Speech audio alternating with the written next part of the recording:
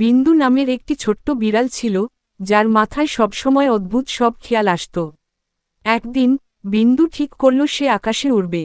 প্রথমে সে তার লেজটা একটা বেলুনের সাথে বাঁধতে চেষ্টা করল, কিন্তু বেলুনটা ফুস করে ফেটে গেল। তারপর বিন্দু একটা ঘুড়ির সাথে ঝুলে পড়ার চেষ্টা করল, কিন্তু ঘুড়িটা সোজা আকাশে উঠে বিন্দুকে মাটিতেই রেখে গেল। অবশেষে বিন্দু দেখল এক ঝাঁক পায়রা উড়ে যাচ্ছে। তার মনে হল, আহা, যদি ওদের মতো ডানা থাকত। হঠাৎ বিন্দু একটা পুরনো ছাতা খুঁজে পেল। সে ছাতাটা খুলে উঁচু একটা দেয়ালের উপর থেকে লাফ দিল। অবশ্যই বিন্দু উড়তে পারল না, বরং সে ধপ করে মাটিতে পড়ল।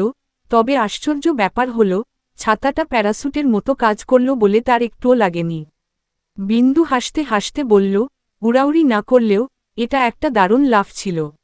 আর সেই থেকে বিন্দু ভাবল, মাঝে মাঝে বোকা বোকা কাজ করাও বেশ মজার।